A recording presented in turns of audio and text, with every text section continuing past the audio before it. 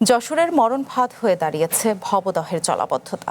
স্বাধীনতার পরে অনেকবার ভবদহ বিলের জলাবদ্ধতা নিরসনের প্রকল্প হাতে নেওয়া হয়েছে, তবে হাজার কোটি টাকার 21টির বেশি প্রকল্প এরই মধ্যে বাস্তবায়ন হলেও মেলেনি স্থায়ী সমাধান।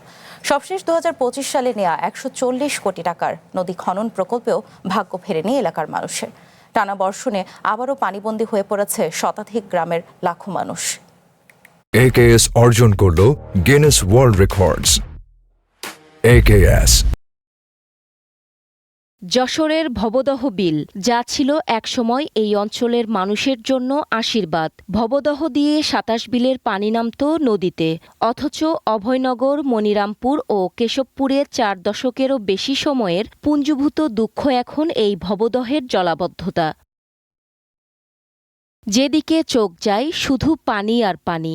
ঘরবাড়ি থেকে শুরু করে রাস্তাঘাট, বিস্তীর্ণ ফসলি জমি সবই এখন পানির নিচে। টানা বৃষ্টিতে প্লাবিত হয়েছে যশোরের অভয়নগর, মনিরামপুর ও কেশবপুর উপজেলার একের পর এক গ্রাম।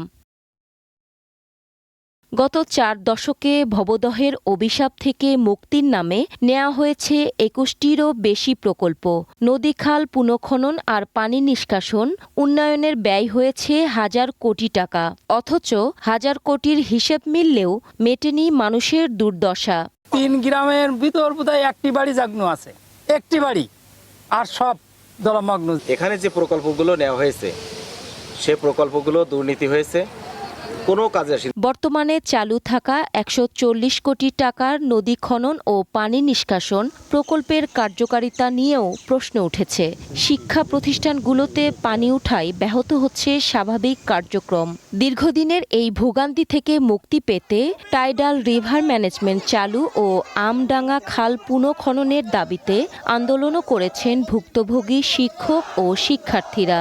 আমাদের স্কুলের মাঠ ডুবে গেছে, আশেপাশের রাস্তাও ডুবে গেছে, শিক্ষার্থীদের স্কুলে আসতে খুব কষ্ট হয়। স্কুলের মাঠের জল আমাদের পড়াশোনায় ভালো করে মন বসে না। কোটি কোটি টাকা সাংশনের পরেও আমাদের এই সমস্যার কোনো সমাধান হচ্ছে না।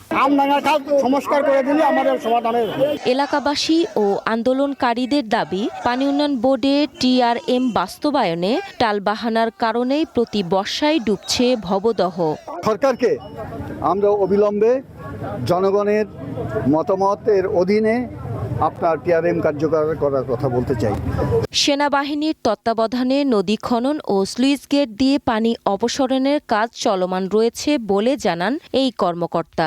ভবদহ 21 ব্যান্ড রেগুলেটরের কপাট খুলতে সক্ষম হয়েছি এবং পর্যায়ক্রমে কপাট খোলার সংখ্যা বৃদ্ধি করতেছি। ড্রেজিং কাজও চলমান আছে। স্বল্প সময়ের মধ্যে যদি অতিবৃষ্টি বা ভারী বর্ষণ ভবদহ এলাকায় না হয়, তাহলে মানুষের যে উঠানে বা বাড়িঘর ধরে কাছাকাছি যে পানিটা বৃদ্ধি পেয়েছে, এই পানির পরিমাণটা একদম সহনীয় পর্যায়ে চলে আসবে। কেবল সাময়িক খনন নয়, TRM বাস্তবায়ন ও দীর্ঘমেয়াদী সমন্বিত উদ্যোগই পারে ভবদহবাসীকে এই চিরস্থায়ী অভিশাপ থেকে মুক্তি দিতে, এমনটাই প্রত্যাশা স্থানীয়দের। One national desk.